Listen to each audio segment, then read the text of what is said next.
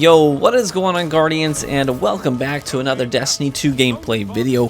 Hey, in this video, we're going to zero in on the Ikelos sniper rifle, which is easily obtainable this season with random rolls, which is pretty cool. I love seeing guns that I used to love that were set rolls brought forward with random rolls, because there's a lot of cool stuff in Destiny 2's history that got left behind when we updated systems and ended up where we are now in the game. And I believe this sniper rifle is well worth your time.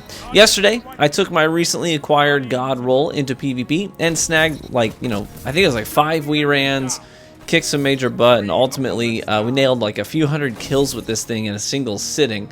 And the gameplay in the background is going to show moments from that stream, so I hope that you enjoy it. And we'll talk about the roll I got on mine, the specifics about the weapon in a moment. But suffice it to say that this sniper rifle is a real contender for an energy sniper you're going to want to get now and bring forward as a potential regular part of your loadout after sunsetting happens in a couple of months. But real quick, I want to make you aware of a couple of things.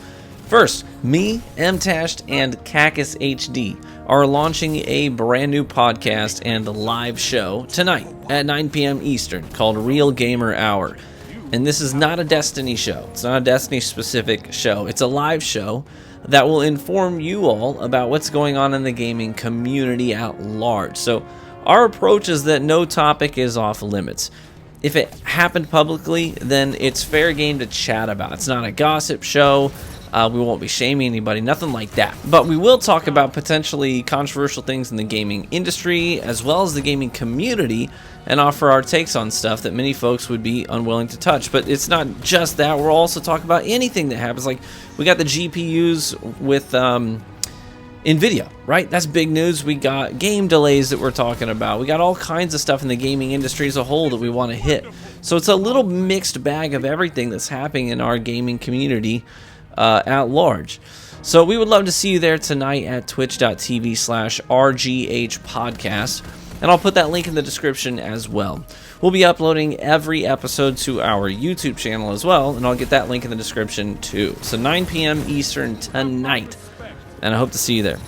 Additionally, if you've ever wanted to support me and the channel, Facebook Gaming is doing a special thing this month where if you sub to my live stream page this month, then they won't take a single dime of it. That's right. If you don't, I know some people have the reservations. If you don't want to support Facebook, but you want to support me, if you dropped a sub this month on my page, they will take no cut of it for a whole year, right? That's if you have it set to auto renew. So that's pretty cool stuff. It'll just go all to me. So thanks to anybody who chooses to do that over at truevanguard.com. Alrighty, let's chat about this beauty. First and foremost, let me tell you my role. My Ikelos sniper has quick draw and moving target. Now this is the basically universally agreed upon God roll combination. So quick draw is a no-brainer, to be honest.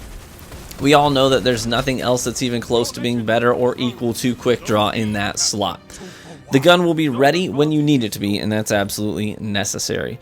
Moving target is a phenomenal perk as well. It's essentially like Hidden Hand from Destiny 1, which was like the highly sought after perk for most random roll snipers. Omniscient Eye is one of my absolute favorite snipers in the game. It's similar. It's a 140 rapid fire frame sniper like the Ikelos, but it can't roll either of these perks. They are not in the perk pool. Doesn't have moving target or quick draw in its perk pool. So I gotta tell you, based on the available perks alone, it's a no-brainer that if you like sniper rifles, you need to get your hands on one of these. I would highly recommend it. Additionally, the Ikelos sniper rifle comes with Seraph rounds built in, which gives the sniper a nice range bump on top of the other things that Seraph rounds do, like over penetration and ricochet action. So there's really no better option in that column. Just keep Seraph rounds selected at all times. The aim assist value on this sniper rifle is 73. If you want to compare that to other 140s, consider that Omniscient Eye is 72, so kind of roughly the same. And the Dreaming City sniper rifle, the Twilight Oath, has an aim assist value of 70. So it's technically a little bit higher in the AA department. Now we don't know what Bungie has planned for aim assist on snipers. All we know is that, especially among the PC communities, it's been something people are upset about and have a lot to say about. On the PC platform, reportedly snipers are incredibly easy to use, and I have to admit that I myself have noted live on stream before that sniping with a controller on PC feels easier than doing the same on controller due to the frame rate and FOV differences, because I play on both platforms every week. All this to say, we don't know if Bungie is going to address these concerns, but it wouldn't be unrealistic to expect snipers to have some changes in store for them in the following season or two. Every season brings new balance updates based on community feedback, and there's lots of feedback right now about snipers and aim assist, so bear that in mind. Moving on to zoom value. This is a big deal for snipers. For many people, the zoom value is the #1 most important thing about a sniper rifle, and the Ikelos has a zoom value of 45. Compare that to Omniscient Eye at 40 and Twilight Oath at 35. I will admit it took me several matches to get comfortable with the 45 zoom value, as I'm most used to 40 and 35. I had to play with it for a little while to really get comfortable with it, but once I did, man, was I feeling it. I was sure feeling it. So I would encourage you to keep an open mind about the zoom value being a little bit more intense than most mainstream snipers. It still works and makes sniping at range actually a lot easier than the lower zoom scopes. And that's kind of interesting. My snipe game at range is weaker than my snipe game up close. So it's nice to have a sniper rifle that actually kind of helps to invert that a little bit and helps me really use a sniper rifle at, you know, like pulse rifle range and beyond much more consistently.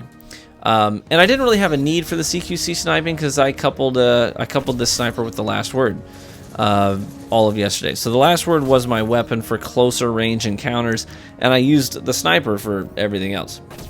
I do have to admit I'm still really bummed that on console the last word went from a high skill ceiling, high reward weapon to just an RNG hipfire machine.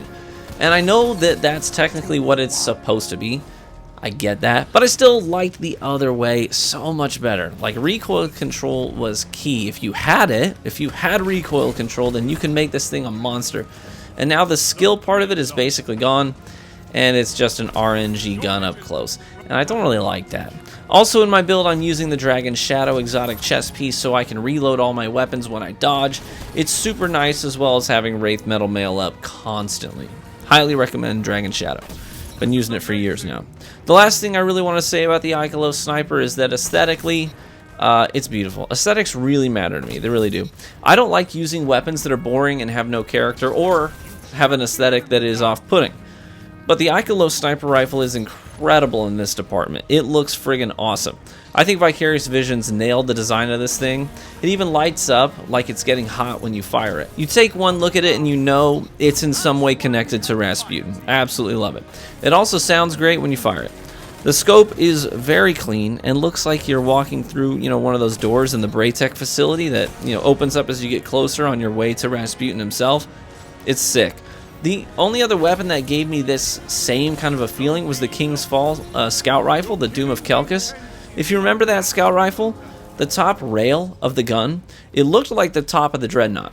After you kill Oryx and you looked out towards the front of the ship, you would see the spiny protrusions in 2 rows going out towards the front of the ship, just like the scout rifle had on top of it. And I love those details. It makes me feel like really immersed in the Destiny universe.